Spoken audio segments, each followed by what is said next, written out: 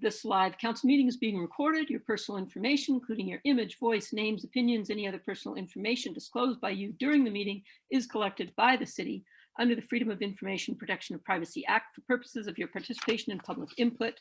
If you have any questions about collection of your personal information, please contact dco@roslyn.ca. If you do not wish your personal information to be collected, please do not join our meeting. So if there's anybody that wants to speak to public input, I will call on you at that point.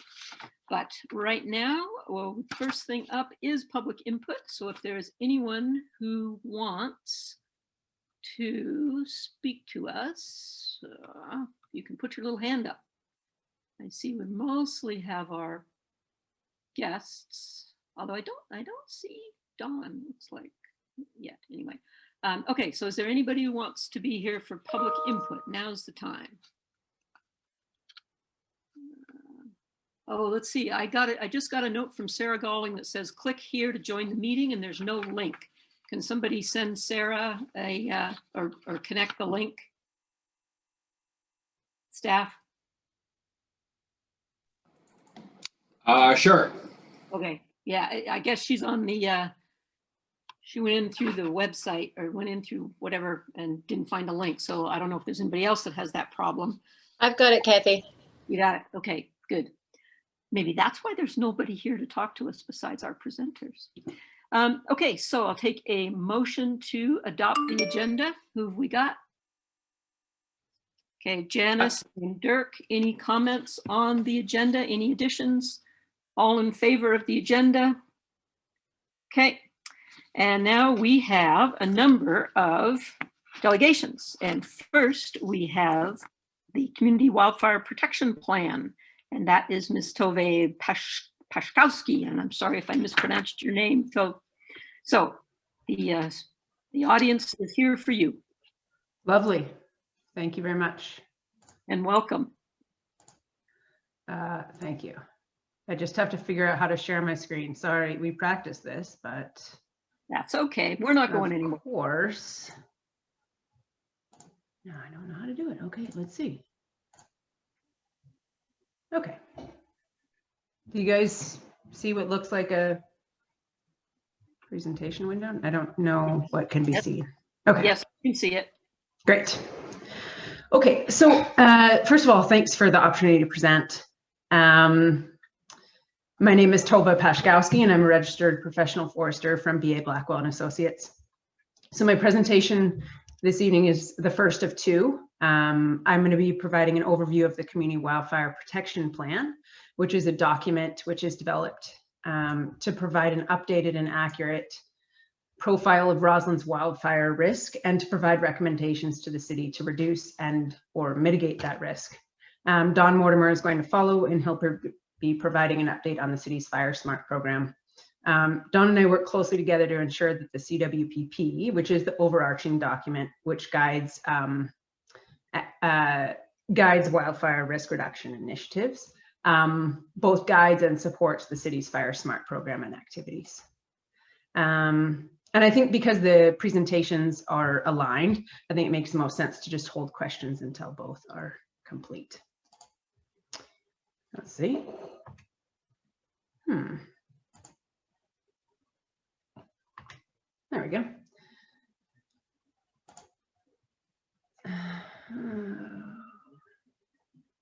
Sorry about this.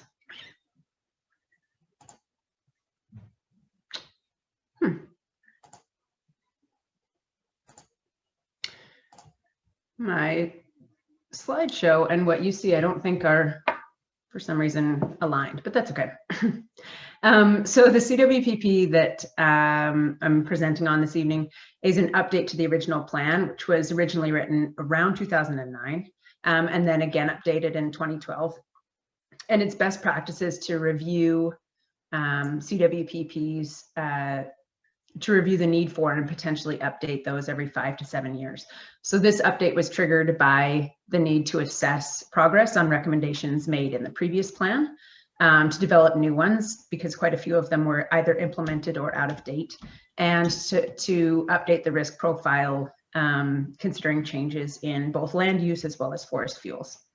And CWPPs were started in response to the 2003 Kelowna fire season, but there have been numerous significant fire seasons since then. Think about 2017, 2018, when there were the back-to-back, biggest years ever, most expensive years ever. There's a saying in wildfire management, which is, it's not if, it's when. And that's just referring to the fact that it's not a matter of if the forests are going to burn, but rather when they're going to burn. And it's a saying for a reason, especially around here. So surrounding Rossland is mostly forests and ecosystems with frequent stand initiating events, which means the stands are burned to the ground. And the return interval for wildfire historically is around 150 years. So with the changing climate, natural disturbance regimes and specifically wildfire are expected to be impacted.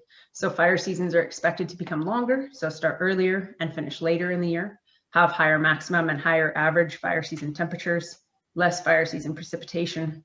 And that's all expected to lead to drier fuels, drier soils, increased frequency of forest fire, longer seasons, and higher intensity forest fires. Basically, the end result is that climate scientists expect that wildfires in BC are going to be larger, more intense, and more difficult to control.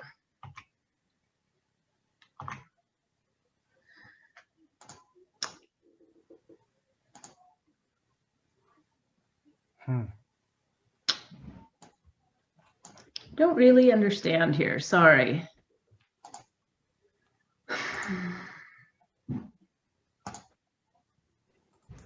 Maybe it's an opportunity for someone else to take it over and present it. Like just do the slideshow. Yeah, nothing is, how do I do that? Somebody else will have to share the screen with their, with their version. So do I stop sharing? And would Rachel be willing to do that? She just offered in chat to share it. Okay. So do I need to stop sharing? Oh.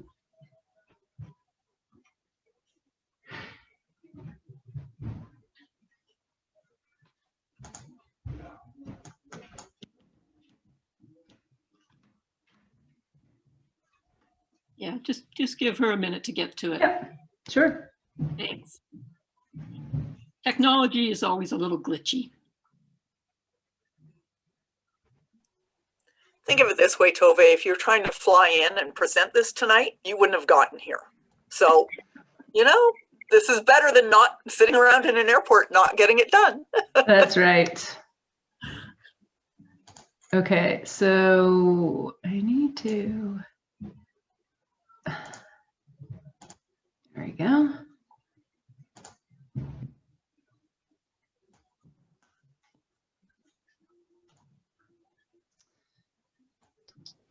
Hey, Tova, can you see that screen share okay there? Oh, I'm getting there. Yep, I can see it now. Okay, Sorry. just let me know when you want the next slide and I can flip through it for you. Okay, yeah, the next slide would be great. I would like to discuss the key points, I think. Okay, great. So, all that said, and sorry for the delay, the key points really is that there are actions that can be taken to reduce the city's wildfire risk profile. So Rossland has done a ton so far and should be considered a leader in fire risk reduction initiatives. And that's particularly due to accessing and effectively utilizing available funding opportunities for fire smart and wildfire risk reduction activities. It's recommended that the city continue to actively pursue those available funding opportunities to assist in offsetting costs for fire smart program and risk reduction activities and other programs which are not available in most other municipalities and which would otherwise not be available here. So the good news is that there are a number of funding supports available, depending on the type, scope, location, and proponent of the project. There are 3 fire smart wildfire specific funding streams available through the Community Resilience Investment Program. There's the Crown Land Wildfire Risk Reduction funding, known as WRR, and so that's available for larger projects outside the municipal boundary. There's the Fire Smart Community Funding and Supports, which is FCFS, which is available for smaller projects on municipal land and within the municipality. And then there's a brand new funding as of Thursday, where which was just announced, called the Fire Smart Economic Recovery Fund. We don't know everything about that yet. And then there's also sporadically available funding that the city, for example, like the Columbia Basin Trust Community Wildfire Program, that the city was successful in receiving funding from for the last few years. Next slide, please. Great. So this is a slide of the area of interest as well as fire threat and behavior. So the area of interest is the developed portion of the municipality, buffered by what's called a 2-kilometer spotting buffer, which is the provincially defined distance that flaming embers are able to leave the main fire, travel in the air, land, and alight another fire ahead of the main fire front. So you'll notice the northern extent of the municipality, including much of the community watersheds, were not included in the AOI because they don't meet the provincial definition of interface. So that said, to provide the city with an updated and accurate threat assessment of the study area, this map shows what's called the fire behavior potential threat class, red being extreme and down to green being low. The gray area is privately held land and therefore is not able to be assessed as part of this project, but it should not be considered that the gray areas are low threat or no fuel areas. They likely represent a range of threat from low to extreme, depending largely upon the land use and the land management of those areas. So effective wildfire risk reduction in Rossland will absolutely require collaboration and cooperation with private landowners and land managers. Next slide, please. Great. So all in all, the plan highlights 43 recommendations in 8 different categories. Next slide. Emergency preparedness and response within the city is managed by the regional district, which integrates emergency planning for the region. This is a major change since the 2013 CWPP. And the main recommendation here is just to ensure that the city continues to prioritize participation in the Regional Emergency Services Committee, including attending regular meetings by key city staff. And the other one is to encourage and educate residents on the Voyant Alert system and try and increase uptake there and educate people that it's the go-to for communication during emergencies. Next slide, please. Great. So for policies and bylaws, the big one here is considering and integrating community wildfire risk into the OCP review process. Establishing wildfire as a natural hazard development permit area is one way to ensure that the new housing stock does not add to the community's wildfire risk profile. And other recommendations revolve around reviewing current bylaws using a wildfire lens, ensuring consistency between and among potentially conflicting bylaws, and to ensure that bylaws reflect Fire Smart recommended guidelines where appropriate. Next slide, please. Great, so critical infrastructure. The recommendation here is to complete Fire Smart assessments on all city-owned critical infrastructure. This can be completed with FCFS funding, and then in turn, that funding, those assessments can be used to open the possibility to access even more funding to complete the recommended work on the assets. Next slide, please. Great, so for fuel management, the document identifies and prioritizes proposed treatment units, as well as outlines a maintenance schedule for those areas that were already treated. Next slide.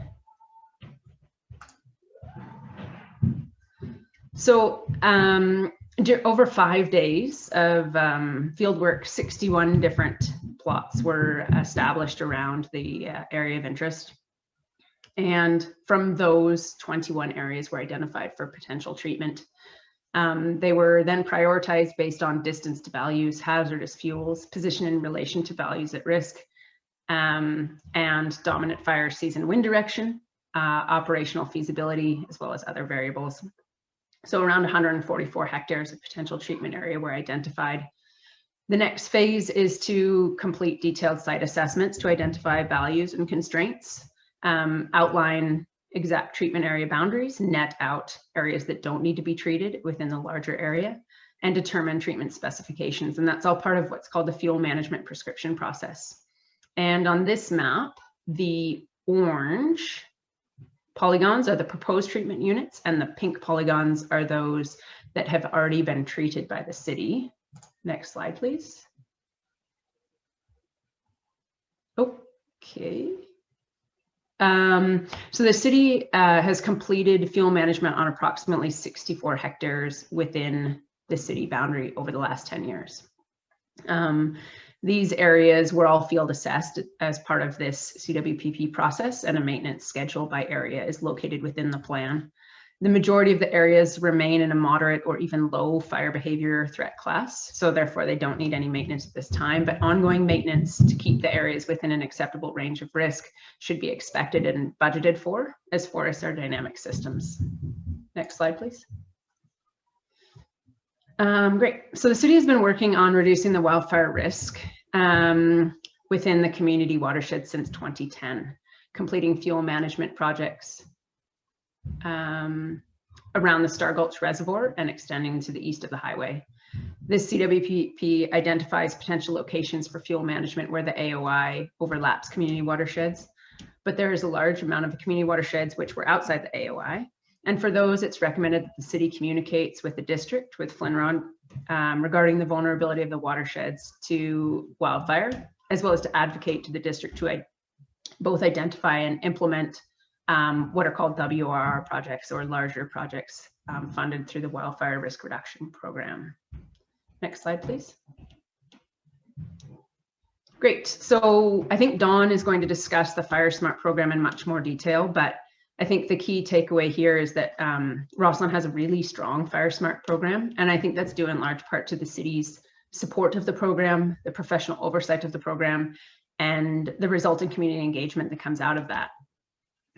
Most, if not all, of the activities have been funded through the FCFS funding stream, and actively pursuing these funding opportunities has allowed Rossland to become a Fire Smart leader, both within the Columbia Basin as well as in the province. Next slide, please. Great. So perfect. The key recommendation for this slide is to work to establish a community Fire Smart resiliency committee to coordinate wildfire risk reduction efforts and activities. It's particularly important in Rossland due to the large amount of privately held land around the community. It's forested land, and wildfire risk reduction can't be done alone in this case. Next slide, please. Yeah, great. So there's no silver bullet or magic combination that's going to reduce the city's risk to wildfire or interface fire. The recommendations, the 43 recommendations presented in the CWPP, provide a range of options, and those have to be prioritized by the city for implementation with consideration for priority actions, cost and resource availability, as well as funding availability at the time. Next slide, please. Oh, that's all. So I'm going to turn it over to Dawn, and we'll take questions. I'll be available for questions after that. Thank you very much. Okay, I'm unmuted. Can I be heard? Okay, I'm going to click share screen now, Rachel.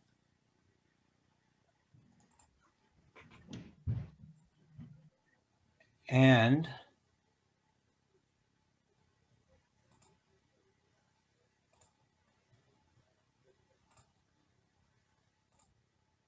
okay, do you have my slide? Okay, and you don't see my speaker's notes. Okay, great. Start the clock. Don Mortimer, Fireline Consulting, the Fire Smart Program Coordinator for City of Rossland, here to talk to you about the status of our Fire Smart program at 2021. Thanks to Tova for getting us kicked off with our CWPP update. This is great. First off, in talking about this program, it's kind of complex. We've got a number of initiatives underway. They pretty much divide them. This is the CBT, Columbia Basin Trust funding stream. As you can see, since 2018, they've been a cooperator. The programs divide themselves into Fire Smart and fuel treatment funding streams. The larger program that's run by the province, the Community Resiliency Investment Program, will also use the same delineation of Fire Smart funding stream, fuel treatment funding stream. So I'm going to let the CBT programs kind of fold into the provincial program in a minute. Worth noting is that CBT is no longer funding FireSmart programs. However, we were fortunate to pull down a technology and innovation grant that's going to be discussed later in the presentation, Hugels for Fire Hazards. This is the provincial grant structure. Since 2019, the Community Resiliency Investment Program has sponsored a number of community projects. You can see we've got an unbelievable number of sub-programs here. Again, FireSmart, Stream, and Fuel Treatment Stream. Let's drill down into the fuel treatment first. Tova's presentation mentioned that we have 144 hectares proposed in our new CWPP, 64 hectares previously treated. Here we are at 2019, we've got that completed, and in 2021, we're moving forward with other initiatives and plan to continue keeping fuel treatment as a major component of our FireSmart program. We are fortunate to have had the tech cooperators, tech as cooperators in our fuel treatment program. Since 2011, they have been treating their corporate holdings, mostly in the northwest corner of Rossland, as you can see from the maps. Here's another 2018 treatment. And then this year and out, we've got 48 hectares across the highway by the Mine Museum that are coming online with tech. So that's been great, very effective. This is some more information on the Technology and Innovation Grant with Columbia Basin Trust. Hugels for Fire Hazards is a fuel treatment program. Basically, how can we deal with all of that interface fuel treatment debris? We've got a triad of cooperators on this, and we're fortunate to have had Andrew Bennett's agroecologist enthusiasm to lead this project. Interesting to note, this initiative first spearheaded by citizen Terry Miller, NI Councillor Miller, who back in 2018 pulled together a panel of experts that were supported by Rossland's planning manager, Stacey Lightbourne, and here we are today. So this is a really exciting program, cutting edge research happening here in Rossland over the next few years. So stay tuned on that. I want to speak to the relationship between fuel treatment and FireSmart neighborhoods in terms of providing community wildfire protection. As you can see, fires like this on the continuous forest near a town are no one's friend. Our fuel treatments are targeted at reducing this kind of high intensity fire with the fuel treatments. That in and of itself is no use unless the neighborhoods can reduce their ignition risk. And that's what the FireSmart neighborhood program is all about, getting the backyards hazard reduced to prevent intrusion of forest fuels or fires in the forest fuels. There's a cooperative nature of fuel treatments here in the FireSmart program, and this map really shows it well. If we take a look in the top left corner of the map, we can see the provincial grant fuel treatment programs, a small area that's been treated with, because it's Crown land, with provincial money. Then we move next door here and we see the tech land that's been treated with corporate money. Then we see a large private holding, Iron Horse Holdings. They're working steadily at reducing their fire hazard close to the residences along McLeod. And then we've got all of the private residential backyards working with FireSmart events under the neighborhood recognition program to do their bit for fuel treatments on their own back fence line. So you can see how there's a number of players based on ownership that are really key to these fuel treatments. Just a quick discussion on some budget line items that relate to supporting the FireSmart program. Tova's CWPP was just briefed. You can see that that was in the 2019 program. And then Tova spoke to legislation and critical, actually just general planning in some of her slides. And we have money from the FireSmart funding for those items. We've also got this FireSmart neighborhood program. It takes the lion's share of our FireSmart funding stream. And it kind of distills down into three main areas. There's public education prevention, there's the rebate program, and debris disposal program. I'm going to talk about those and the funding associated with them. But first, let's just kind of talk about what this neighborhood recognition program is. It's all about getting FireSmart onto private land, into backyards, into homes and front yards too. We get these individual neighborhoods starting to work on their FireSmart issues. Where it's happening in Rossland, we've got 8 neighborhoods. And as you can see from this map, we have the polygons colored showing the participating neighborhoods. Notice they're strategically located around the perimeter of town where the forests meet the backyards, with the exception of these 2 intermix areas, Earl Davis and Red Mountain, which don't fit on this map. But generally, we've got ourselves fairly nicely strategically set up with these neighborhood locations. How the program works, it's essentially citizen driven. It's neighborhood residents. They're led by their neighborhood champion who forms a committee. Then you get a site visit by a local Fire Smart representative. That's myself. I perform a wildfire hazard assessment and assist the residents in completing a Fire Smart plan specific to their neighborhood. The Fire Smart plan specifies a number of Fire Smart events.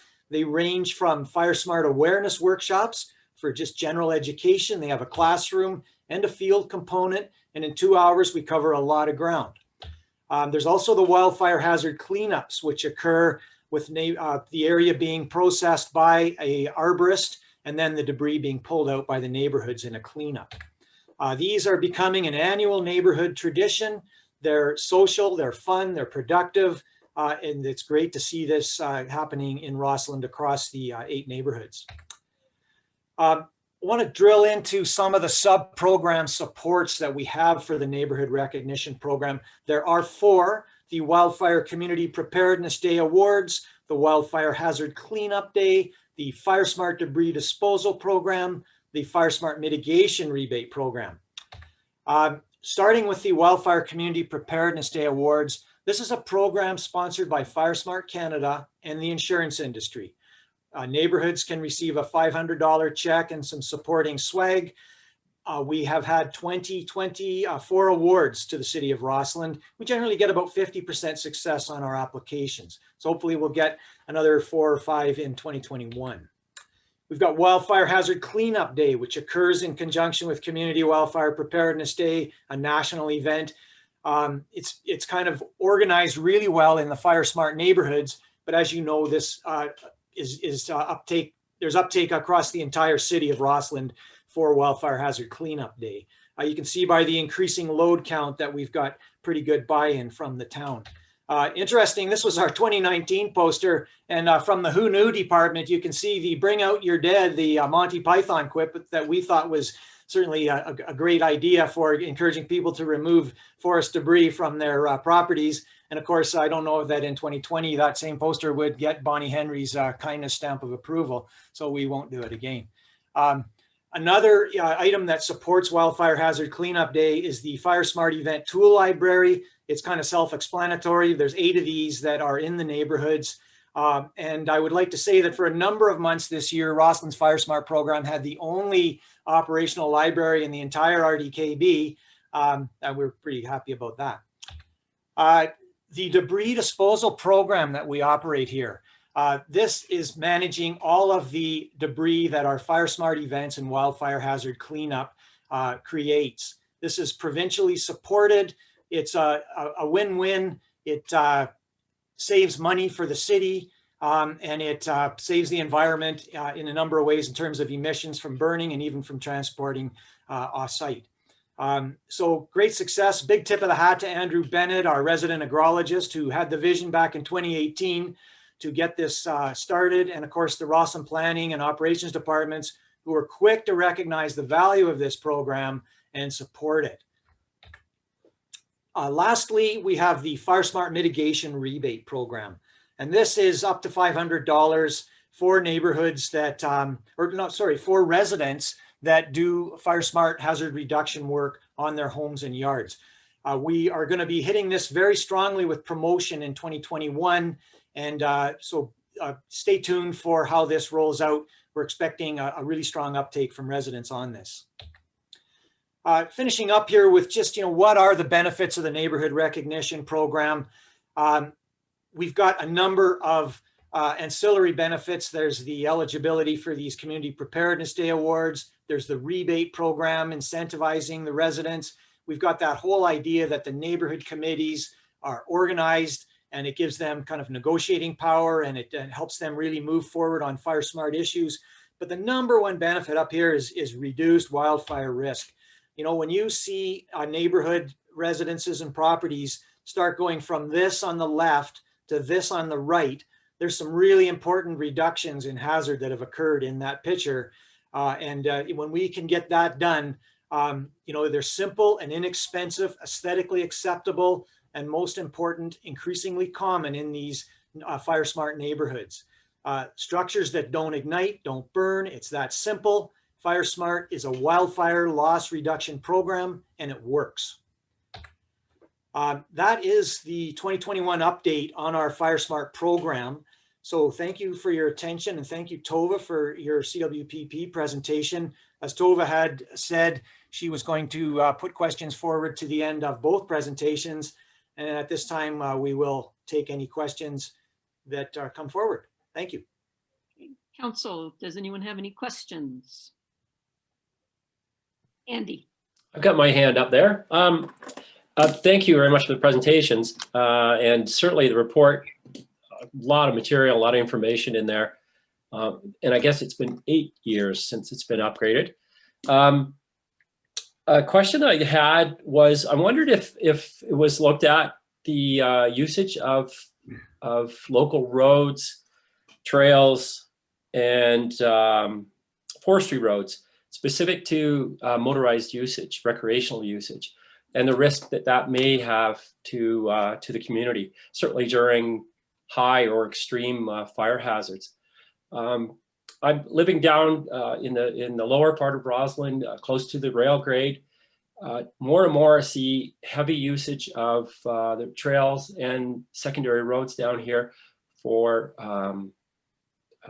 motorcycles, ATVs, recreational vehicles, four-wheel drives, and specific to Forestry Road, Baldy Creek Road, that leads out to about 30 kilometers towards the US border.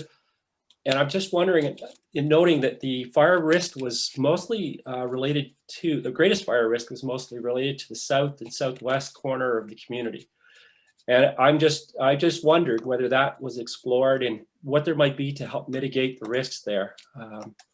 I know we rely on Ministry of Forests to come out with their warnings and such, and it seems that when there's extreme risk, that's when they put it in, but the restrictions on access. But I wonder whether there's opportunity to do some education, especially with the private property owners, et cetera, but also the general public to recognize the risk that they're putting our community in there. Yeah, definitely. Specifically, motorized vehicle access was not analyzed for this report. I will say there's always trade-offs. So, and this is more of a land use question that the city would need to answer, but there's always trade-offs. So if you have a really good road that is, or even a really good trail that is accessible by motorized vehicles, you have it open to motorized vehicles for recreation, which increases risk, obviously, and you also have it available for suppression efforts, right? So they provide a bigger fuel break. They're accessible by more types of machinery, by more types of motorized vehicles. So there's always that trade-off. And I think probably the most important thing for this, if it's a priority for Rossland, would be to complete what's called a total access plan. And so that basically looks at all the trails, all the little roads, whether they're established or not, and how wide are their beds, what kind of vehicles can get up them. Does it make sense to have those gated or not gated, right? Because again, if you gate off the road, then it hopefully closes it to motorized recreation, but also again, it makes it more difficult sometimes for suppression to get up there, right? So maybe they don't have the key, or all of a sudden a road is all for naught. So doing a full report and looking at all that, and that was one of my recommendations, is having it spatially available. So in GIS, having it mapped out, having it available to all the City of Rossland, as well as suppression, meaning forestry, BC Wildfire Service crews, and the regional district fire department or City of Rossland Fire Department, so that they can make the best decisions. And from that, you could easily work that in with the overall trail management vision that I think is put together, you know, through the city and through KCTS and through all the stakeholders. So yeah, it will take a bunch of parts being pulled together to make those decisions. But yes, it increases risk and it decreases availability for use. Yeah, Don, can you hear me now? Don Mortimer, Andy, just saying that we do have some money for legislative review. We're going to be looking at a number of the vehicles within City of Rossland's legislation to look at things like that affect ignition risk.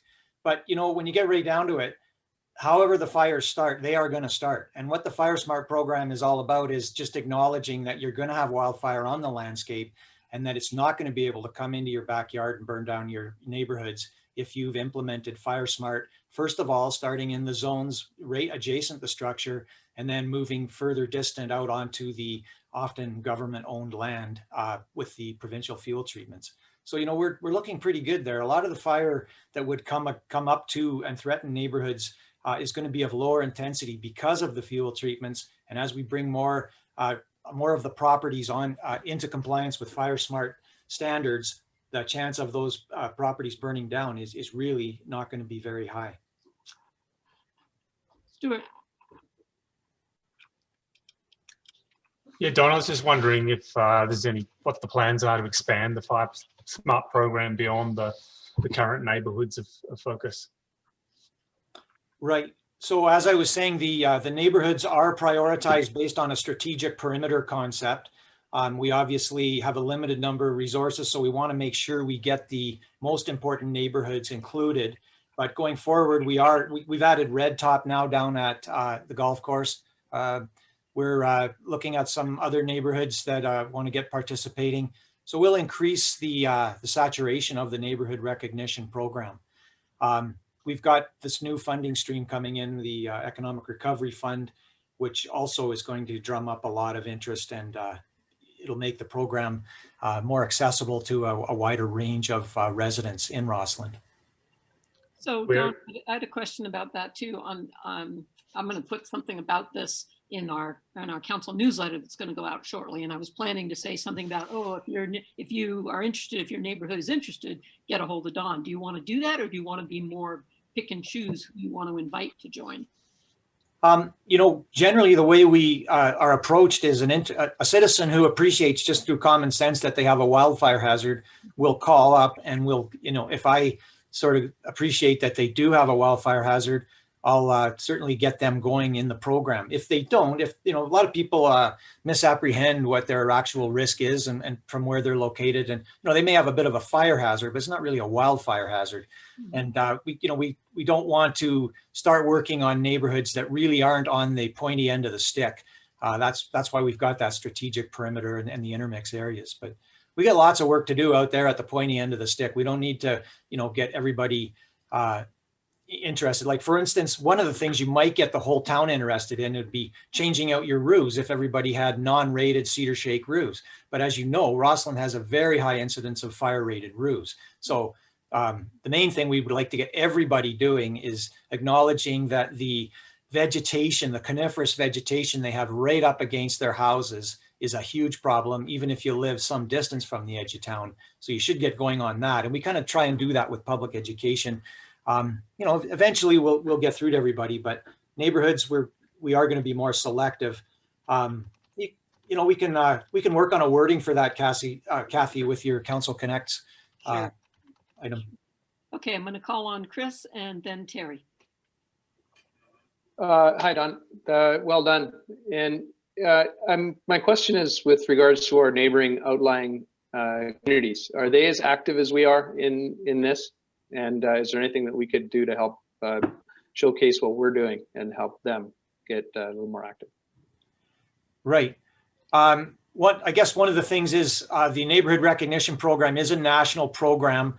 I am the project lead for Canada on this. I work with Fire Smart Canada, and we're always looking for ways to make the program easier to participate in, incentivize. BC Fire Smart has a tremendous number of incentivizations with the grants funding and the rebate program. These are they don't have these anywhere else. So there's really increasingly fewer.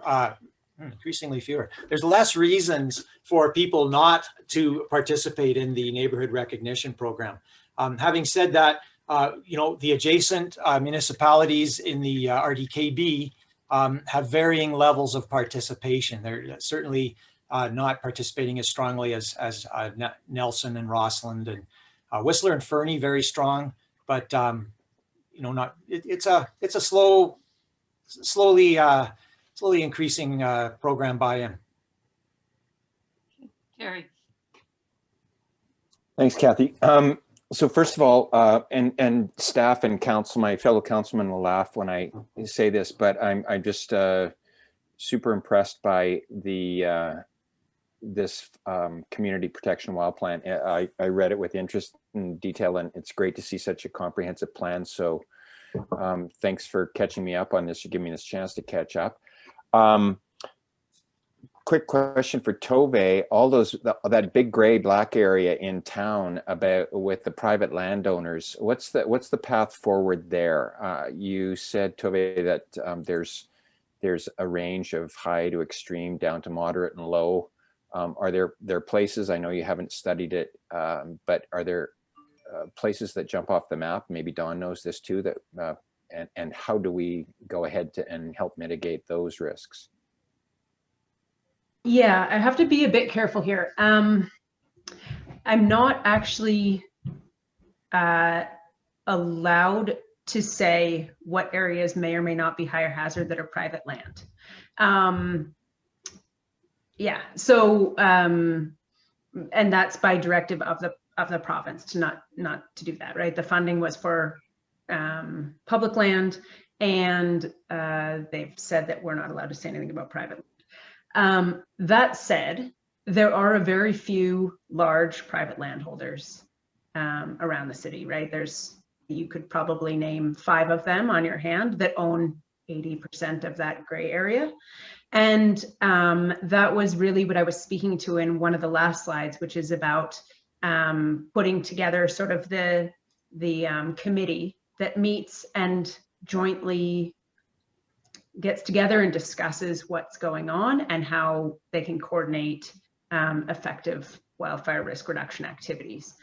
Just getting everyone at the same table is really the best place to start. And I did start with part of this was consultation and an attempt to engage a lot of these partners.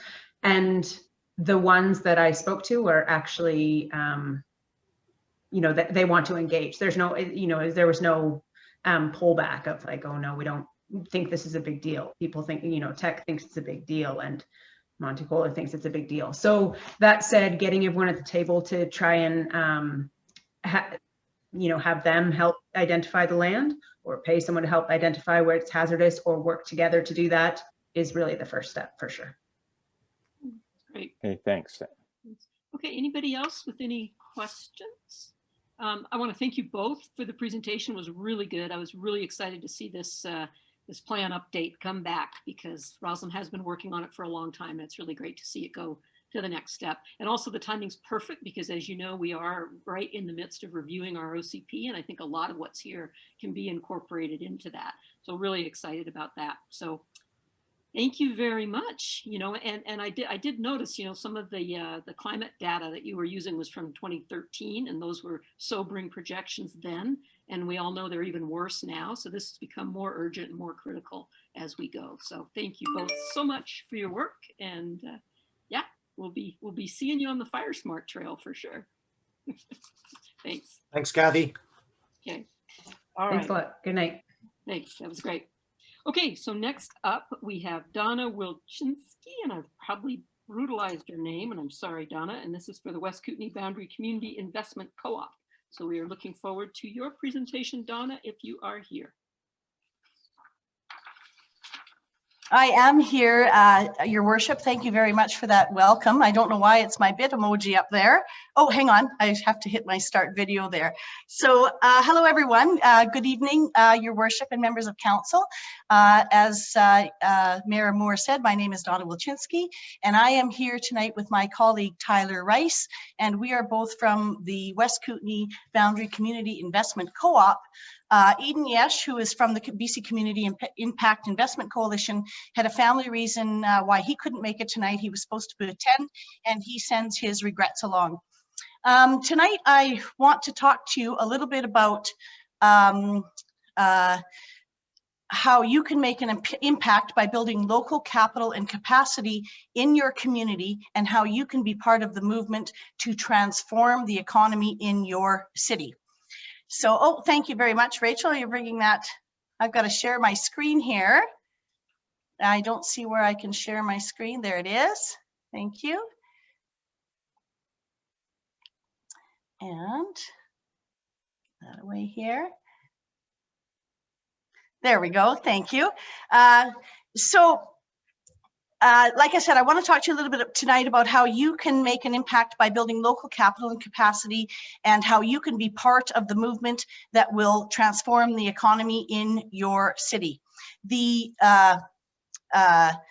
time for local investment is now. We are working very hard during these unprecedented times, of course, all of us, and it is, of course, now more than ever that our local businesses and our entrepreneurs need our support, because it is now more important than ever for communities to invest in places to ensure that we are locally self-reliant and resilient. As we learned from our experiences in 2020, as we recover and emerge stronger, we know that collectively our local investment dollars are extremely important and powerful, and that is where we, and hopefully you, come in. The West Kootenay Boundary Community Investment Co-op is member-owned, locally controlled, and governed by a local volunteer board of directors, and we finance businesses located in the geographic boundaries of the West and Central Kootenays, including all the surrounding areas. We do this by investing in local businesses, and the West Kootenay Investment Co-op aims to increase prosperity and financial security in the whole West Kootenay region.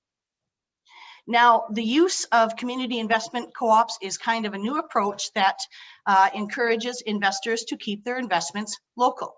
And if this approach does sound familiar to you, it's probably because you have heard the resolutions in support of community investment co-ops that have been passed at UBCM and the BC Chamber of Commerce, or you're familiar with our other support organizations like the BC Community Impact Investment Coalition, or SIBAC, the Southern Ontario Beetle Action Coalition, or the BC Rural Advisory Council, who all advocate for this approach. And you may also have heard of Nova Scotia's enterprise, the New Dawn Experience, where now over 75 million has been invested in local community economic development investment funds.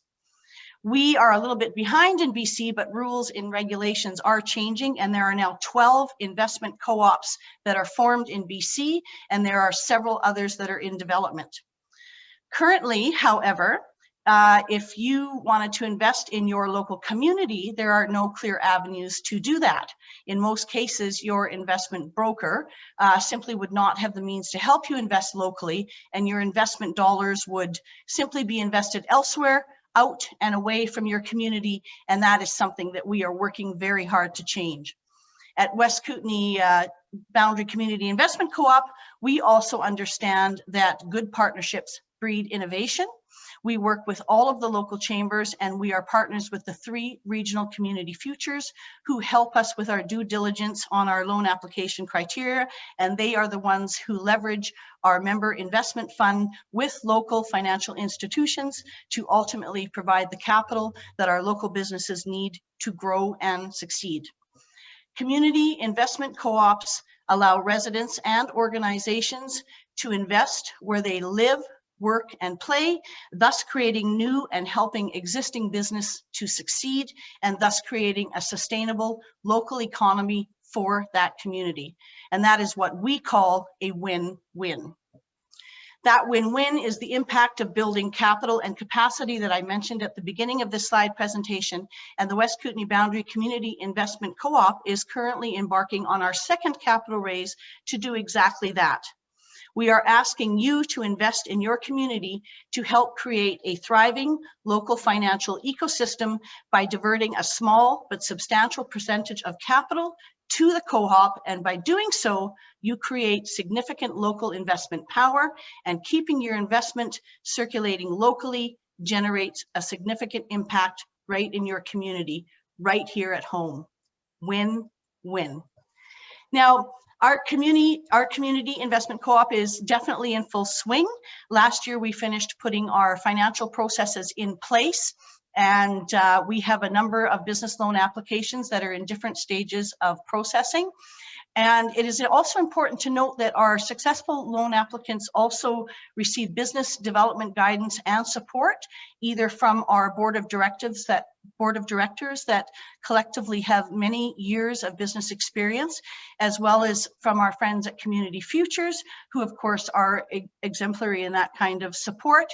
And as well, Community Futures work with us to do collaborative financing, where they will match a loan or they will help the co-op do a percentage of the loan, whatever it takes to help that business succeed. And speaking of which, we do have two success stories that have finished the loan application process. Those two proponents has resulted in the creation of two new businesses. One is a brand new landscaping business that is already expanding to include winter snow removal services. And the other business is the resurrection of a many years derelict 32-unit motel and RV site, and both of these businesses are now making a huge statement and impact in the community where they live in Christina Lake. All done with local investment dollars, and there is that win-win again.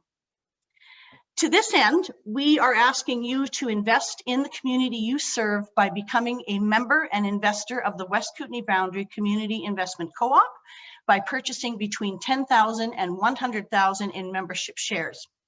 Now, when we first sent out our request for delegation to all of the city government offices, the question came back to us that, can we as a local government even invest in a local investment organization? And the answer to that question is actually extremely interesting. The short answer is yes, you can as a local government invest. Our advocates have been working very hard to change the security instruments and the regulations that are in place, and they have been successful in that local governments are able to invest.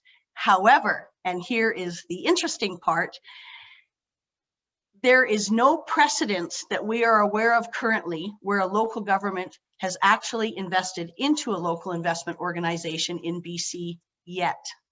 So we ask your worship and member of councils for a commitment from you to task your staff to work with us to explore your city's eligibility for local investment through the national exemptions and regulations in place.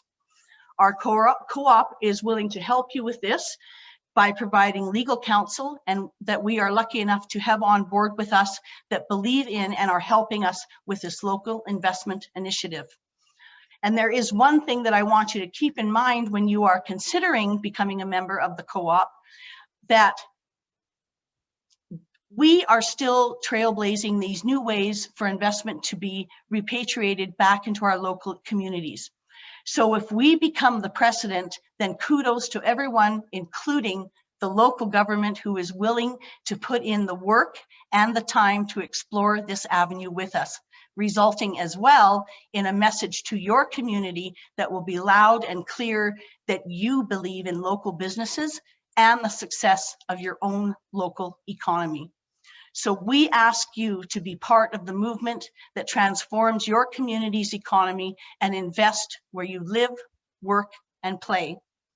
I want to thank you for this opportunity as presenting as a delegate here, and for your consideration of directing investment dollars into this initiative, and that will help build all of our region's communities. And I thank you so much for listening, and myself and Tyler are here for any questions that you may have with respect to the presentation, and good evening.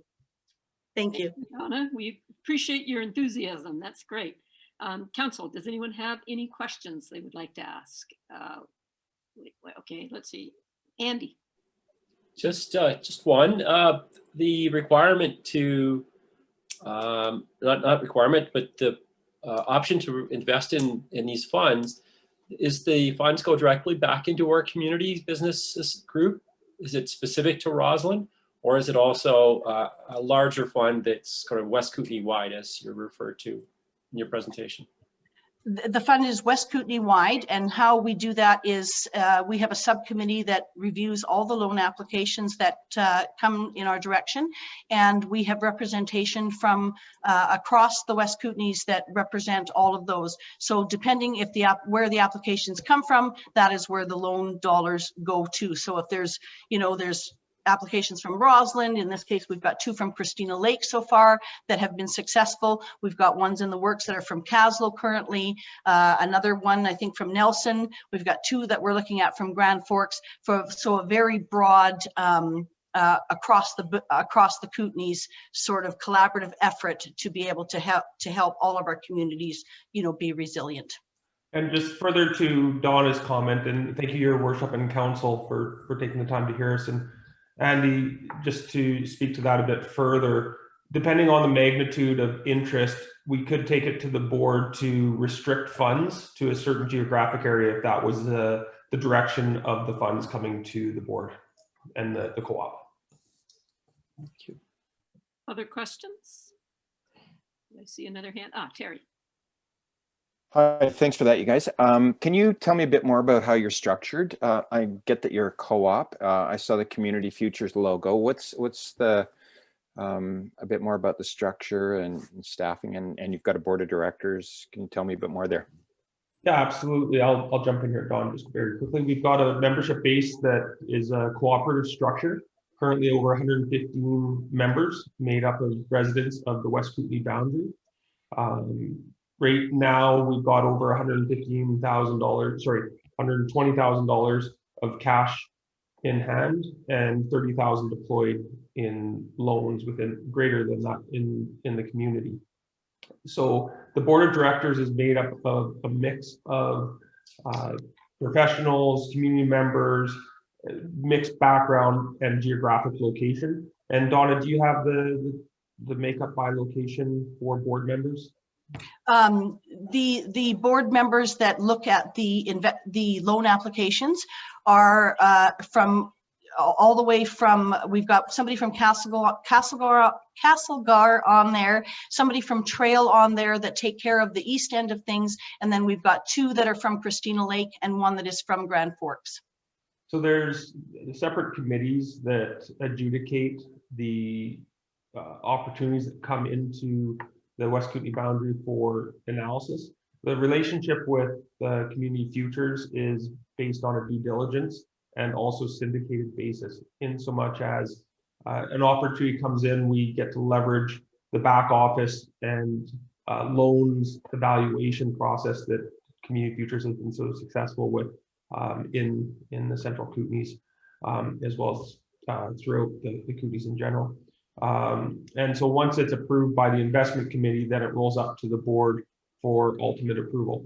And just recently, we are announcing an agreement to our microloans package with CAS, which is the Kootenay Association of Science and Technology, whereby we're looking at microloans, and nobody's really operating in this space to assist with businesses that need small loans to assist with their transition to being digital during this pandemic. So we're doing some very unique offerings that nobody's in the space, and we're able to do that with very willing and volunteering board members that are bringing some intriguing technology to the table. Okay, Chris, and then Stu. I'm just wondering if you're modeling an existing platform and adapting or adopting something that's working already, or is this something that you've developed yourself?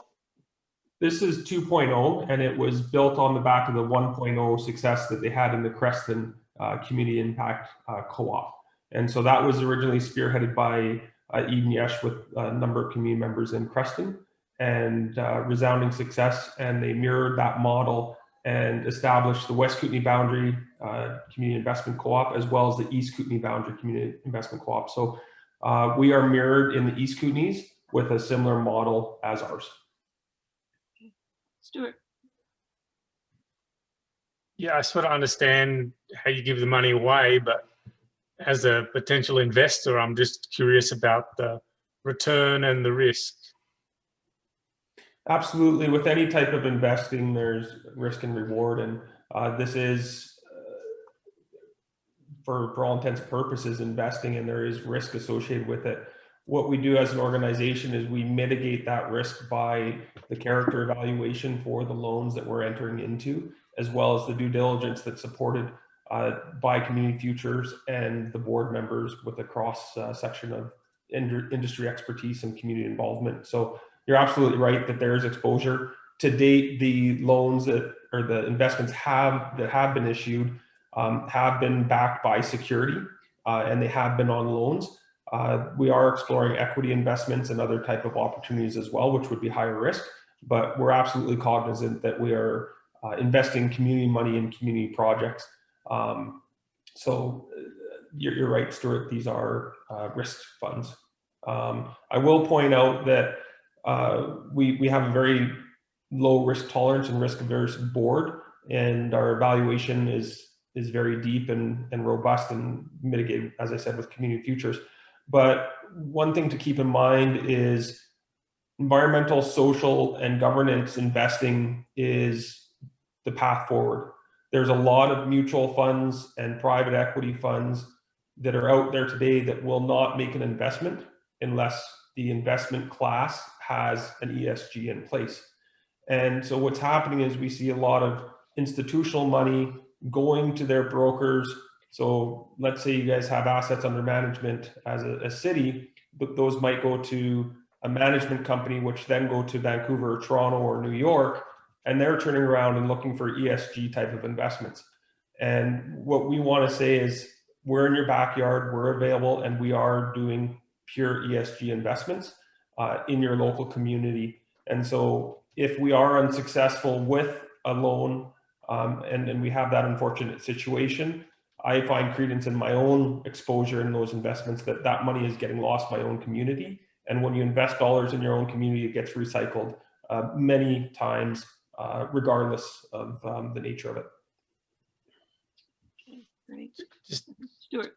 Just to clarify there on the return, I mean, if you're investing, you're advertising some promise of some return, or you're advertising rates, or is the expectation that organizations sort of put money and let it sit and then feel good about the good that it's doing, or is it something that, you know, are these liquid investments?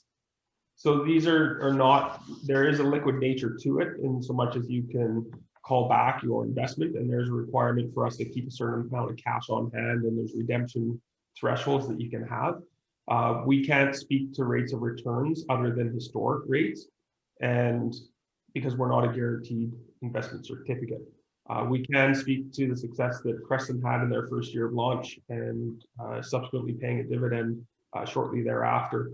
So our bottom line is social impact as well as profit. And so it's a balancing act between delivering a rate of return that's acceptable to investors and also investing in our community. Okay. Do you have any guidelines about at what point you consider yourself profitable enough to release a dividend? Right now, we're in a growth stage, and so our assets under management, I'll defer to our board's comments on that. We haven't set a policy around dividend, and I'm hesitant to make a statement in public forum. Fair enough, fair enough. Okay, so our policy at the city is when someone comes to us with a request, we have a couple of weeks at our next council meeting, we would then give a decision about what we're doing going forward on that request. So, and we've got your request. So thank you, and thank you. It's a really good idea. Wonderful. Thank you, Mayor Moore, and members of council for your time tonight. All right. Have a great evening. You too. Thanks for coming. Bye-bye. Okay, guys, we have some minutes to adopt here. First up, Heritage Commission meeting on January 11th. Do I have a mover? Somebody raise their hand. Janice, and a seconder is Dirk. Any discussion on these minutes? All in favor? Okay. All right, next we've got Sustainability Commission on the 13th, a mover. Dirk moves it, a seconder, Andy seconds. Any discussion on these? All in favor? Okay, we've got minutes from the public hearing on January 18th. Do I have a mover? Dirk and Stuart, any discussion? All in favor? Okay, regular meeting on the 18th, mover? Okay, we'll get Terry and Chris. Any comments? All in favor? Okay, minutes of committee of the whole on the 22nd. Mover? These are for the minutes. Andy moves it. Chris seconds it. Any discussion? All in favor? Okay, so now we're going on to our strategic plan review updated for 2021. The council recommendation is that we approve it. Love the new format, certainly looks great. And I know we did have quite a few little comments on that, but let's get a mover on to approve it. Mover, Stuart, and a seconder is Janice. So Stuart, do you have any comments? No, I thought you and Janice handled it pretty well. We got all the little details there. All right, Janice, how about you? Yeah, I'm with you. I love the new format. It's beautiful. And I know we had a lot of back and forth about it. There's a couple of new items that were brought up in our back and forth. I wonder if we should have it up and just run through it really quickly, just to make sure, because I know the updated version, the updated version. Yeah, we only have a couple of new ones, right? Yeah. So I think that would be good if or unresolved ones. If you can put that up.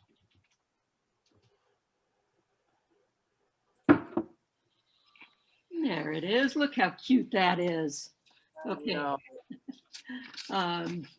right. So I think we're just, when somebody sees something that they want to change or have any notes about, Chris, your hand is up.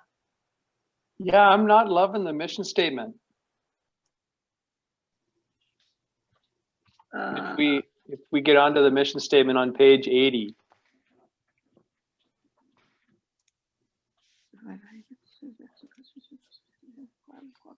What don't you love about it? Well, we talked about less words is better. Yeah. It just seems like we run on in a cost-effective manner, in a collaborative and cooperative fashion to ensure a well-managed, well-governed, sustainable community. It just seems to be, it doesn't flow. Yeah, we could make it shorter to provide valuable municipal services, excellent customer service in a cost-effective and collaborative manner, and to ensure a well-managed, well-governed, sustainable community. Just take out some of the middle words. Can I read something? Yes. I just kind of jotted, through excellent customer service, provide valuable municipal services in a cost-effective, collaborative, and cooperative manner to ensure a well-managed, well-governed, sustainable community. I think that sounds great. Why don't you send that to Cynthia and we can change it that way. Is everybody okay with that? Just seems to make it a little tighter. All good? All good. Okay, great.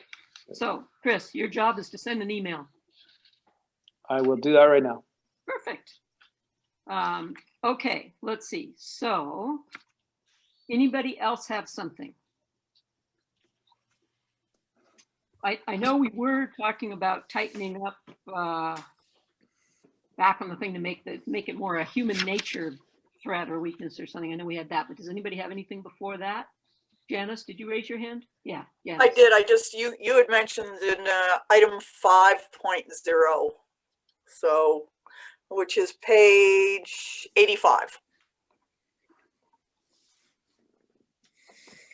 that we had added. It was originally titled Recreation and Culture, which aligned our reporting requirements for the province. We added heritage. You had also mentioned you'd like to add the word arts. Yeah. I have no issue with that. It's all part and parcel of what that part of our what that part of our support goes to. Yeah, I think we should add art in there just because we do have the arts are important. So that's just in 5.0, recreation, culture, art, and heritage. Stuart.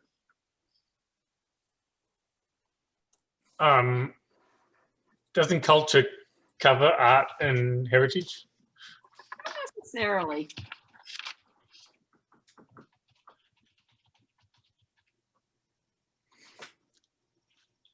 Dirk. I had the same comment as Stu, and I discussed it at length with Morgan, feeling that art is part of culture as forest recreation is part of recreation. It's starting to add too many things, and I read through it, and this only identifies supporting new art initiatives. There's nothing about existing art. So I think if we're going to have art in there, if it's that important, then we should have something existing, supporting existing art. Or just they support art, culture, and heritage initiatives and take out new at 5.5. See, you like that, less words. Everybody. I like less words. Okay. Okay, well, let's go back to the recreation and culture and drop heritage and drop art. How do people feel about that? I didn't want to get rid of heritage. I think that one's. Oh, that's culture. That's culture. If you're going to get rid of it. Yeah. It's old culture versus new culture. It's all culture. Yeah, it's all culture, but I think it's a good idea to define both art and heritage too. I'm happy with having them all in there. All right, is anybody like really going to have this be their hill to die on? Or can we just throw art in and move on? Throw art in and move on. Okay. Anything else? Oh, Janice. I was going to say, if we throw art in, can we take the word new out? Yes. Oh, yes. And then it's all balanced and we haven't really added anything. Yeah. No, I think that's great. It's still, it's art, 3 letters, new, 3 letters. Yeah, perfect. Okay. Add a comma. Stuart. And initiatives are by definition new, aren't they? They don't have to be new. You can have an initiative that's old. It's just something you're doing. It's like, I think we're good. Okay. Moving on. Anything else that anybody sees? I see nobody saying anything until we did want to clean up that the weakness or the threat. So maybe yeah. And it was, which one was it? Help me here, guys. Janice. It's currently in weaknesses. Weaknesses, right? There's difficulty with long-term planning and stretch goals. Yes. I mean, I agree with Elma's comment. I don't think that our particular group, neither staff nor council, is having it. That's not our weakness. We're fully invested in our asset management plan. We're looking at including a natural asset management plan. We're not distracted by short-term issues. We know that we still need that long-term plan, but it's certainly a threat if staffing or council changes and they do get distracted by short-term issues that have to be dealt with immediately and do it at the cost of long-term planning, which is kind of human nature, right? Well, yeah, we had talked about it being more a human nature thing, sort of it's human nature's resistance to change impedes the implementation of long-term goals. It's like, it's more that. I think it's a red herring to say difficulty with long-term planning stretch goals, because that's not really our problem. But I think there is something to be captured there. Dirk. I think kind of a blend of what Janice said, and I think it should remain in weakness because it's something that you can see coming and plan for it. It is a genuine human weakness. Otherwise, we wouldn't have even a COVID crisis right now. In terms of threat, if we needed to add something aligned with that in threat, that would be, an incoming short-sighted council. I mean, that would be the threat.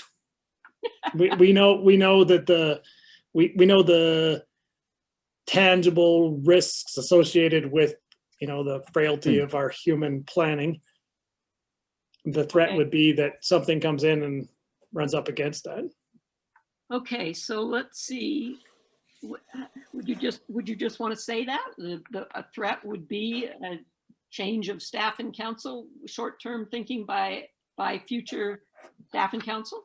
I think that's presuming that we are the longest visioning kind of council. It's possible that a better one will come in after us. So I think that, I don't know.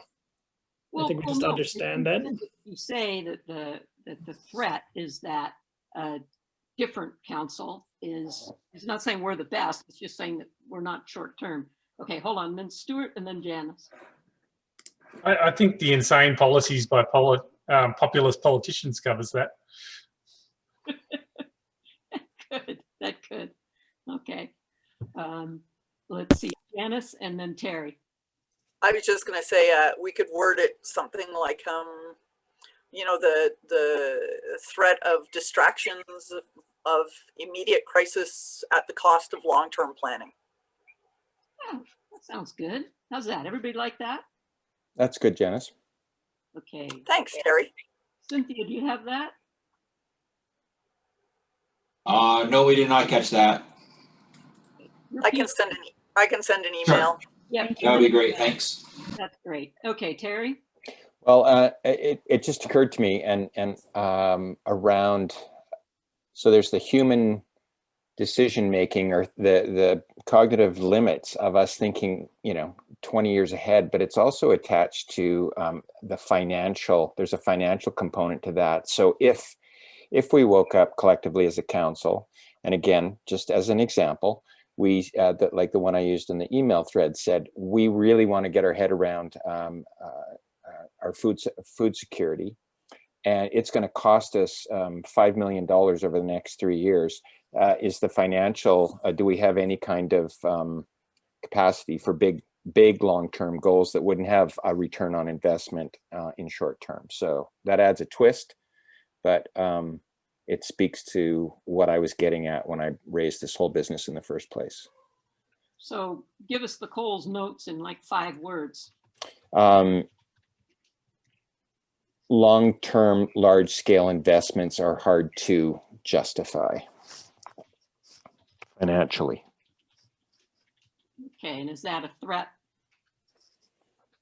I think that's a weakness, and maybe it's not there. I mean, could we pull 20 million or $100 million out of a hat to take some big thing that would help secure our food security in 20 years from now or 10 years from now? I don't know.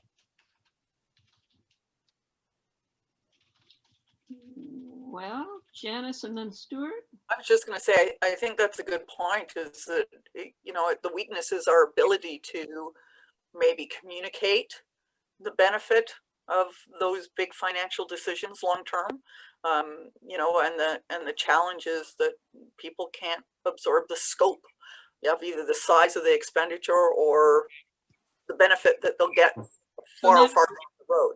Now we're back to sort of a weakness in human nature, back to just put it in there and blame it on human nature, all these weaknesses. I don't know. It was Stuart and then Dirk, I think. Stuart. I think this is an interesting discussion, but you know, for the purposes of our strategic plan, I think the fact that we mention it is enough, and maybe we can move on. Okay, so, but how have we mentioned it? Are we leaving difficulty with long-term planning, stretch goals as what we're saying? Because I think we agreed we didn't that didn't really capture it. Or does somebody else have a little pithy statement to say human nature's difficulty with visionary thinking? Why don't we just include along with long-term planning also financial concerns? So I mean, it just marries the two. Well, we don't. Financial obligation or investments. Yeah, I don't know. I feel that one is just really bizarre. Dirk, you had your hand up. Well, I think just 2 points. One, I think rather than financial, a lot of our challenges with these stretch goals, climate crisis, that kind of stuff is behavioral as well as financial. So maybe not, but I think with respect to the city being able to find and justify large amounts of money for what we deem to be good projects is already handled really well by our asset management. I mean, I don't know, nobody's excited about spending however many million on a water filter, but it's there as a community, we're doing really well accepting it. So I don't know how this is tweaked. I understand what Terry's getting at. No.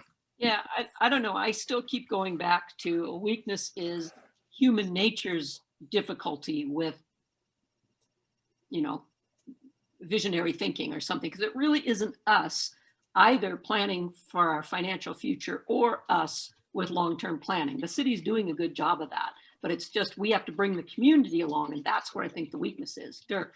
But instead of that, does the weakness be we're only human? Yeah, maybe that's good. We're only human. Okay, I'd go with that.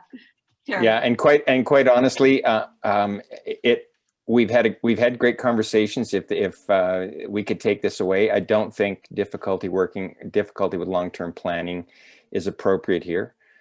So we could either delete this whole thing and say we've talked about it and end this discussion. Kathy, the last thing you said was good, I thought, which was human behavior and financial planning for big projects is difficult. Yeah, I don't know. Stuart, I'm ready to just take it out and move on. Stuart. So am I. I actually liked what you said before, Kathy. I mean, the difficulty we have in all these situations is the disconnect between, you know, staff and council that are, you know, informed and engaged in these long-term issues, and, you know, a population that's, you know, thinking about next week, and the fact that we live in a democracy. So how do we bring them along to these long-term things that they don't necessarily realize are that important? Well, I think the weakness is democracy, because if we could be king and queen here, we'd get it all done, right? Okay, well, you put that in. The weakness is we have to be democratic. Yeah. Okay, so we're going to take out difficulty with long-term planning. Does anyone have anything they just want to have just a couple of words that sum up what we're talking about? Challenge of humanity for long-term change, maybe. Janice.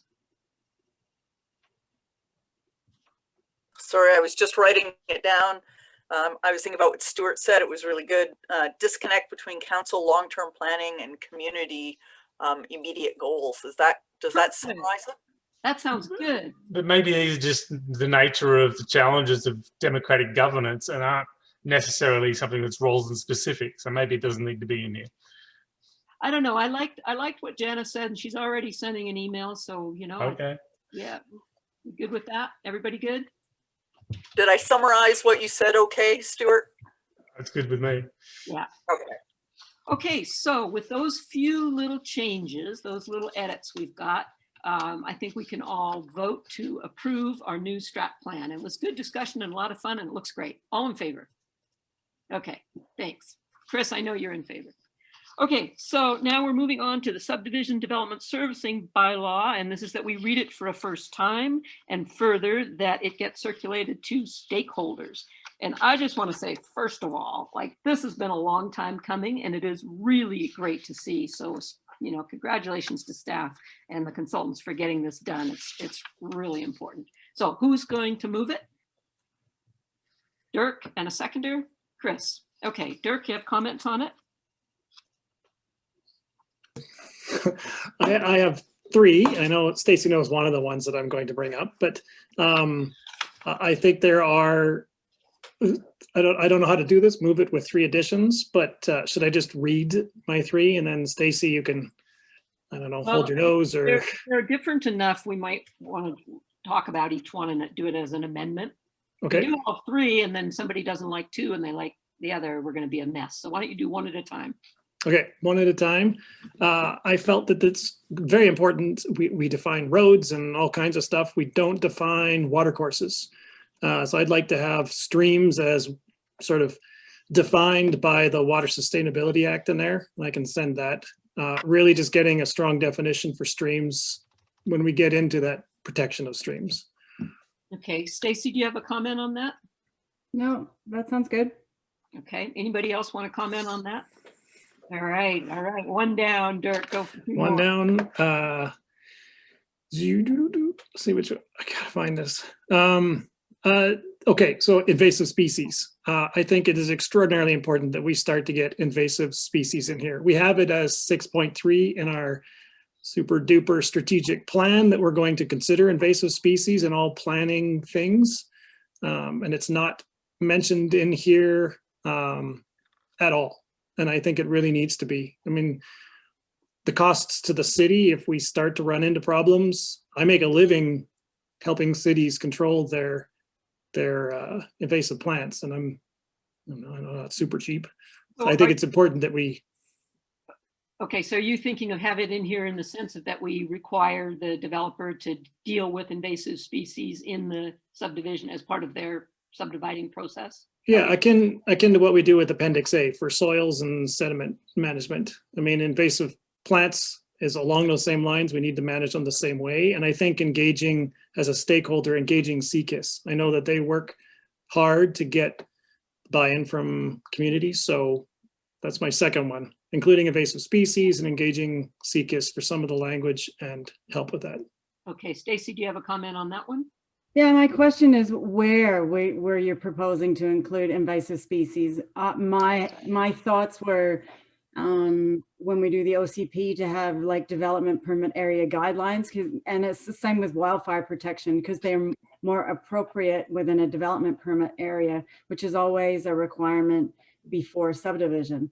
But if there's examples, but I haven't looked or seen other examples in other subdivision bylaws and seen any reference to invasive species. So if there is a good fit in here somewhere, then I'm totally open to that. If CCIS or anyone has good references to that. Yeah, do you want me to just come and chat with you after about it? Because Sure. and then.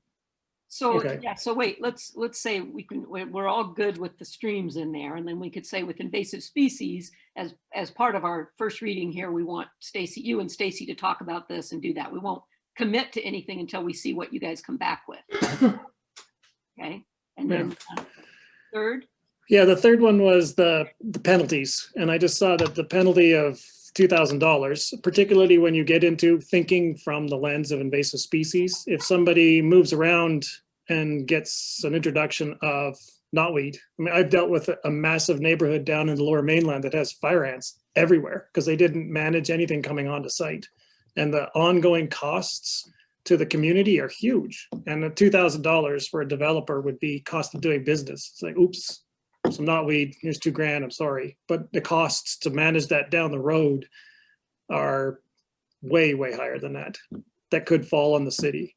Well, yeah, but if we're putting something about invasive species in there, we're going to make them do it. We are, but if they don't, I think the penalties should be higher. I think penalties should include ongoing maintenance because it's not a, here's knotweed, $2,000, sorry. There's costs, big costs down the road. Okay, Janice. Well, I was just going to say, and it's funny that I retained, like that was Stacy, good job. That was a long document to read. But what I did retain is that a part of the fee structure is that if there is an incident, if it occurs 2 days in a row, it's judged as 2 incidents. So it's not if someone has done something to bring in an invasive species or damage a watershed or a waterway, until it's rectified, it's actually $2,000 a day. Every day that it's still occurring is judged as another incident. That's how I read the fee structure in the addendum. That's how I understand it too, and probably Brian or Cynthia will probably jump in because there's restrictions legally for how we ticket and how that all works. I'm not super familiar with that process. I've never actually done it. So because our bylaws all look like that, all have that same language for penalties. So I'm assuming there's a reason for that. Yeah, I thought it was per incident too, but we're going to ask staff in the room there. Yeah, so the maximum penalty under the municipal ticketing information bylaw is $1,000 per incident. So per incident would be the maximum of $1,000 up to a maximum of $10,000. And that's provincially legislated. So we can't have the $2,000 thing in there anyway. Well, And dang. when we move to bylaw adjudication, the maximum fine is $500.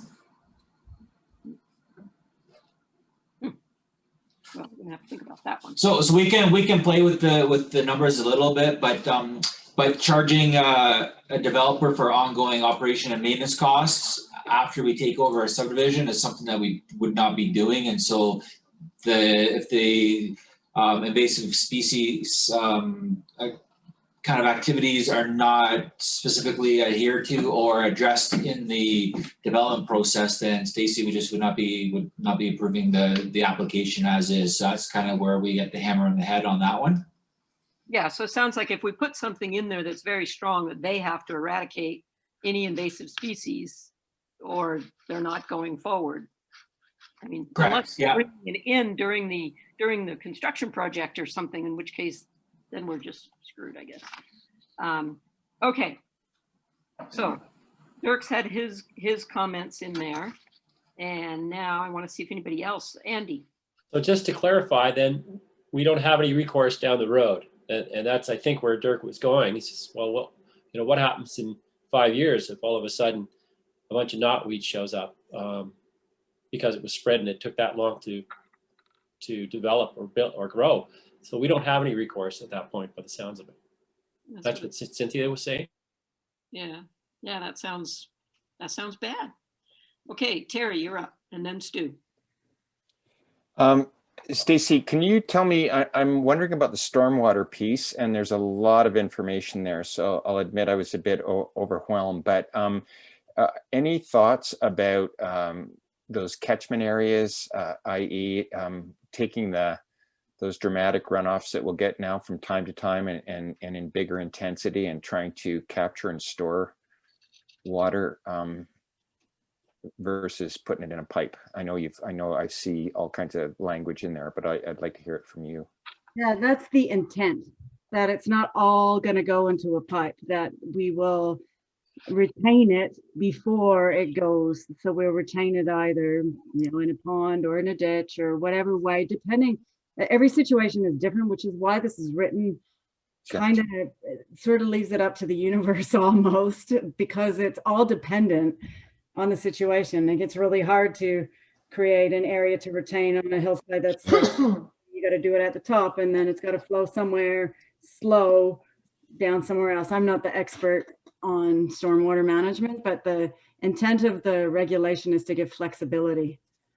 And with the general idea that let's try and get less water running down pipes and more of it back into the ground and stored there or absorbed. Yeah. Awesome. Thanks. Sure.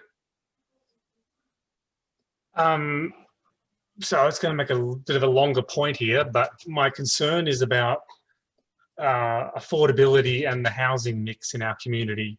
I think our official community plan and our housing need assessments both identified the fact that we've got far too many single family homes and we don't have this diversified housing stock. This requires developments to meet fire flow requirements of the Fire Underwriter Survey of Canada, which, because of our aging infrastructure, are very difficult to actually meet. And therefore the offsite servicing requirements for developments are very prohibitive. But we are going to exempt single family homes. So we already have this sort of concentration of single family homes, and now we have a policy which is effectively going to perpetuate this. Why can't we deal with that in this policy? That's a good question. I'm trying to think how we would basically I think the issue is that if we did introduce fire flow requirements for single family homes, we might be identifying that there are already existing single family homes that don't have fire flows, which we know that to be the case. Yeah, which could be a concern for insurance purposes is what I think may be the issue. But effectively we're saying we're going to subsidize continue to subsidize single family homes and we're going to require any multifamily developments to subsidize more single family homes is effectively what our policy does. So we, to my way of thinking, we would get, we would set up some mechanism for everybody that wants to develop to pay some sort of development cost charge or some mechanism so that everybody subsidizes the upgrading the infrastructure, or we just we allow everybody to do anything and we cover the cost. I don't have a really good solution here, but I know what our policy is going to do. It's just going to make this problem worse. Mm-hmm. Yeah, I think DCCs may be a good way to do it, although that also just targets new development and doesn't charge existing development, and existing development also benefits from upgrades to infrastructure in some areas. So maybe, yeah, I don't know what the solution is to that. Well, I think Stuart's identified a good problem, right? And maybe this isn't the place that it gets fixed in the subdivision servicing bylaw, but maybe it's something we can think about and with your contacts in other local governments. But Kathy, this is creating more of a problem because up until now, we actually it was an informal exemption we applied for certain things. We've sort of been fudging it. And I like the fact that this actually provides clarity, but in doing so, it actually formalizes a perverse incentive. I think it should be addressed, before we implement it. Yeah, I guess we're kind of all stuck about what without doing some more work on this. I mean, I think we can do first reading. We can do first reading and then have it, have Stacy and staff look into it a little more and see if there's other options that could come back to us, right? Well, sure. I mean, I guess the only other option would be to add single family into the list, and then that would essentially might do the same as preventing infill, because then we think of infill subdivisions, a lot of them are single family, but they're on small lots, so they're also densifying. Stuart's right in that we won't require them to look at fire flows in certain neighborhoods. And if we do, maybe we're, stopping that in some way too, but maybe we should be looking at that. Well, that's one way to keep us from getting to 5,000 people. Make it harder to develop. Okay, Terry, and then Dirk, and then Janice. Oh, sorry. I'd made my comment. I'm taking my hand down. Oh, okay, Sorry. Dirk, and then Janice. Yeah, just would there be a mechanism as we go through the OCP process for this to develop a ratio that the city has to stick to so that we don't have 98% single family? Like, is that a mechanism? I get what Stuart's saying. The mechanism is having a bylaw that actually provides the appropriate incentives, and this doesn't. I mean, the way it's actually supposed to work, how it normally works, is you do the OCP first, and then the OCP informs the subdivision servicing bylaw. That's the way that's actually we're sort of doing this backwards. We set the values in the OCP, and then we do the bylaw to express the values. But we already know what values we want in this case. We just need to get those values expressed in the bylaw. Yeah, it's just that the subdivision servicing bylaw was supposed to be done at the last OCP. It's just been a while, right? So sure, but we shouldn't entrench the wrong incentives in it. Yeah, got it. Janice. Well, I was just listening to the conversation about infill versus, really what this bylaw is about is subdivision and or consolidation. So infill doesn't really require subdivision because they're building on an existing lot. But if we want to develop more areas around the community, or larger plots into smaller areas with either multifamily or single family, whatever is appropriate, I think Stuart has a good point that we should we shouldn't have it biased towards building just single family homes when we know that we already have a proliferation of them, and we might be much better served by multifamily builds. Okay, so the other thing we could do is make an amendment to this to include single family at this point, and then it goes out to stakeholders and we see what happens and get their feedback. I mean, it's really important for us to move forward on this because we've got a bunch of really good ideas here, and they're probably going to get some pushback from the development community in any case, but we need to do what's right for our community. So, okay, so. And this is only first reading, and in the future, a bylaw can be changed too. I'm sure after this is adopted, we'll find something where we should have said this or could have said that. It always happens. Yeah, I just like, before we actually get to third reading, I'd like there to be some appropriate consideration of this issue, and I don't know what the perfect solution is, but something better than what we've got. Well, Stacy, what do you think about changing it and having it include single families before it goes out to stakeholder consultation? Sure, and why not? Why not? Stuart, you want to make that amendment? Well, I don't know if that would. We can always change it, right? We can change it. This is first reading. Yeah, I don't know if that actually achieves what we want. Mm-hmm. I have no idea. I like that idea, and have the stakeholders, because I would imagine there's going to be some blowback from the building community on, I don't know, red tape and burdens for single family. It's going to drive costs up, etc. But I think it's valuable to have in there and worth hearing what the stakeholders say. Yeah, I mean, if we don't put it in now, we won't hear what the stakeholders say about it, right? Well, yeah, we could take out the single family exemption and see what happens. You always put it back in. So you're making that amendment, Stu? Yeah, sure, why not? Okay, and someone going to second the amendment. Andy seconds the amendment. And any further discussion on the amendment? All in favor? Okay, anyone opposed? Chris, were you opposed or in favor? Oh, you're muted. Still muted.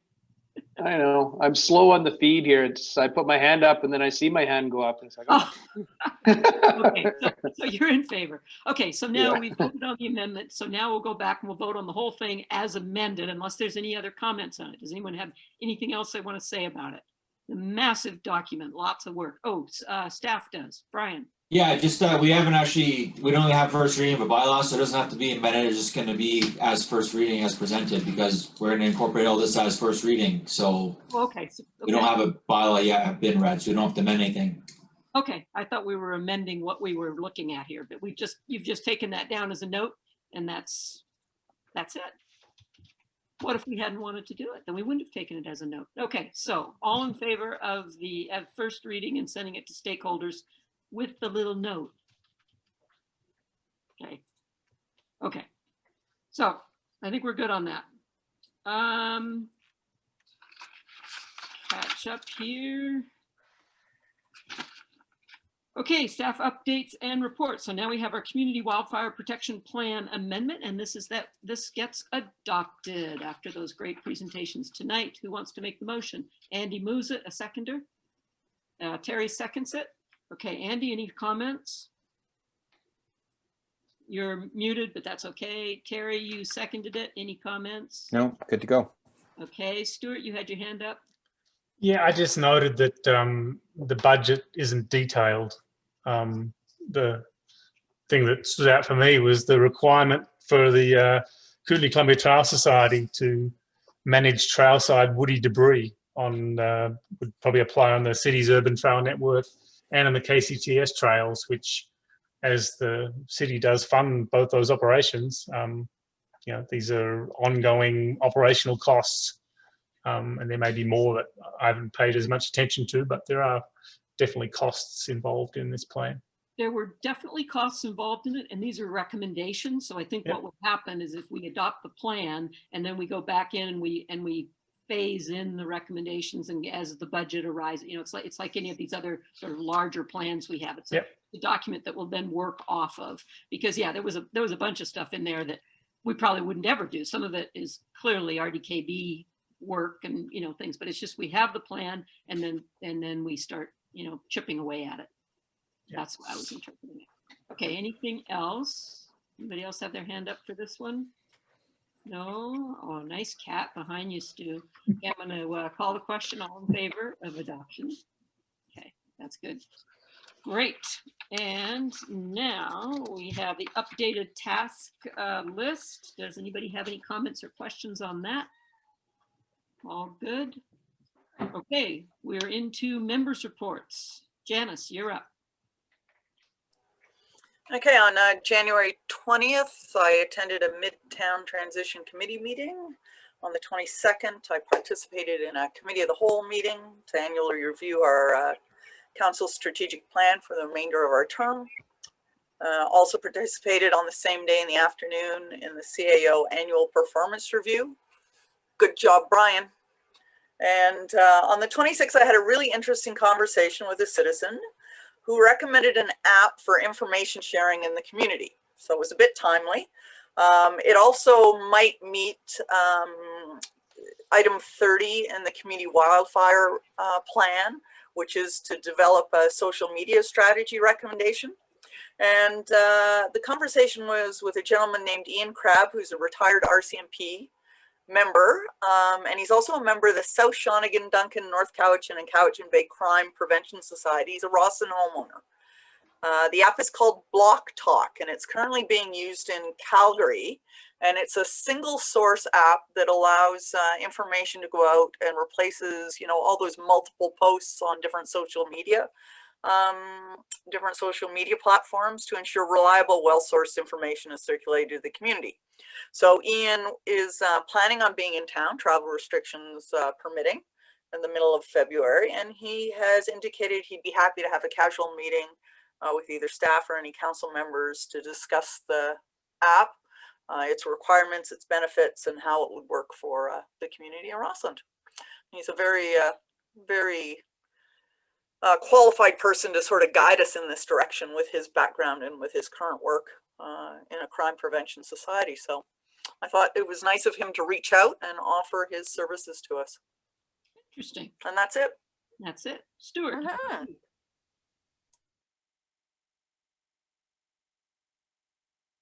Muted. Unmute myself. I just wanted to note that I'd had lots of questions and positive comments on council's pro travel restrictions messaging. Although I did note that I was surrounded by people from elsewhere in the at the ski hill today. Yeah. Local residents are happy with it, but I don't think other people are listening. Yeah. That's all I got. I think I would echo that from Stu, that I've had lots of positive feedback on that and good conversations with some short-term rental operators. So I think it's been good. Still frustrating to see some lots of outside our province plates in town. And then sort of the only real thing was the Arena Society meeting. I went to that, and they're doing some excellent fundraising still. It's an amazing group, and a couple of hiccups, but I think they're going to have something pretty cool to show us in the next little while, working with Christy. So kudos to all of them. That's it for me. Carrie. No committee reports, library, no, design review, no. And I guess I'd just let you know that there's been, Canada West has been working together, so there's some cohesive efforts on the ski areas to help strengthen that same issue too. So they're coming together as a group to grapple it. So know that we're swarming around that travel and the local problem, like what the things that I spoke about, how transmission is happening within the community as well on those ski towns. So it's it's a good conversation that's been spreading. Like so many things, it's spreading. Andy. Last meeting of this previous month was on Thursday last week at the Board of Regional District. And we're in the midst of budget and work plans 2021 going forward. So lots talking about right now. I will have a written report coming out shortly certainly for next council meeting on the week or the month previous. I don't know if there were any particular highlights. I'm just trying to think. Certainly conversations around grant monies. It seems that there's lots of opportunities out there, and I know our staff and council will continue to keep our eyes and ears open for opportunities that are coming along. It is going to be interesting to see what the capacity of our smaller communities is going to be from a staffing standpoint. You know, all this money is being handed out, but are we in a position to take advantage of it? So We can always take advantage of money. we'd like to try. Well, let's hope we're in a position to do so. So yes, I'll have more information Okay. coming out shortly. Thanks. Chris. Thanks. I have the 20th Lower Cumberland Affordable Housing System meet as well with Janice and Kathy. First, the Rossland had their monthly meeting. And the report there was September MRDT income was down by 73.5% over last year, compared to the previous year. So that's speaks to the fact that there's not a lot of people staying in Rossland right now. 2021 MRDT tactical plan has been submitted. It'll be used as a guide for the 2021 renewal process. They released their first 4 episodes of Red Chair Diaries. You can access that on the Tourism Rossland website. Blackjack Trail Map is coming along, and the Rossland Fat Biking Map was printed and it's available. And they were fortunate to receive, well, they will be receiving $42,000 refund from wage subsidy, which I thought was very interesting. Still messaging is currently still stay at home, and you know, speaking to the popularity of what we've been putting out there. So that's excellent. 21st, also Heritage Management Group, we had our quarterly meeting. Heritage Commission spoke. The Heritage Week is February 15th to 21st. Look for a window at the Gold Rush Bookstore, as well as an article published a week prior. The article promote Heritage Week publications, where the Heritage Commission will give away a book through social media. RCAC reported they can't do much at the moment with restrictions, waiting for February 5th date to hear about any lockdowns or changes. Ready to kick off the film series as soon as the small events are allowed. It could be outside or inside. Museum plans for Heritage Week, a scavenger hunt theme where to find heritage for the first 15 days of February. They have a traveling exhibit coming in February, Our Living Languages, which is going to speak to some of the First Nations languages that are local. And the continuing speaker series, the next one will be February 24th. Bryce Comer will be speaking about The Last Caribou and presenting that film and having a Q&A session. On the 22nd, again, cow meeting with everybody else, and Brian's review with Kathy and Janice. That's it for me. Thanks. Okay, well, I got contacted by some consultants who are working for Destination BC, and they're trying to craft the post-pandemic message to get people coming back. I don't know who all they contacted, but a bunch of different mayors of towns that have a tourism bend. Midtown Project Progress meeting, we're getting ready to tender pretty soon, which will be great. There was also the OCP Advisory Committee meeting with the consultants. The results of the first survey will be coming out this week. There was a monthly call with mayors and CAOs and with the Minister of Municipalities. It was a good check-in, basically similar challenges everywhere, you know, which is really interesting. This is kind of cool. Trail somebody has contacted them interested in putting in an application for the 2026 BC Winter Games. As you recall, Roslyn hosted the Winter Games. I can't remember. Andy, do you remember what year it was? Because Blackjack was really involved. Do you remember? It had to be a decade ago, and Yeah. I would say it actually was a co-host, wasn't it? It was also Trail. Well, yeah, it's the same thing, because they'll do some in Trail and Roslyn will do some here. It would involve Red and Blackjack and all that. So anyway, they're going to be putting an application through. it was great. I mean, I don't think there's a lot of responsibility for the municipality. It's more the local, like Blackjack and Red would be the ones that would really need to get on board for that. Yes, we did the strat plan review. Yes, we did the CAO review. There is, I'm having a conversation tomorrow with some of our with Red and the Josie and Andres from Tourism Roslin, and they are talking about the Canada West communication that's coming out because the province is interested in coordinating, some kind of messaging going on there. So that's happening tomorrow. Let me see what else I have here. Heritage Week already mentioned. Oh, just want to thank staff for the virtual Winter Carnival. I think people had fun and they really appreciated it. It was nice to do something different.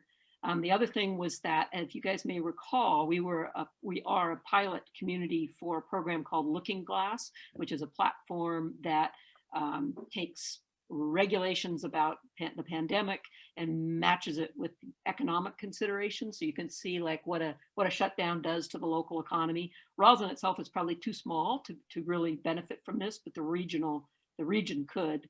And so I've sent a note about that to both the regional district with Andy Gott, and then also the local service area at IH to see if they want to talk to these guys. I saw a demo of it, and it's actually pretty cool.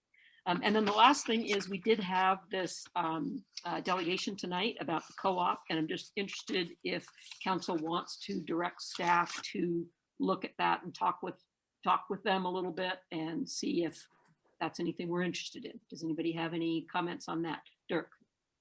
I just think it's interesting. I don't think it's really in the purview of local government to invest in something like that.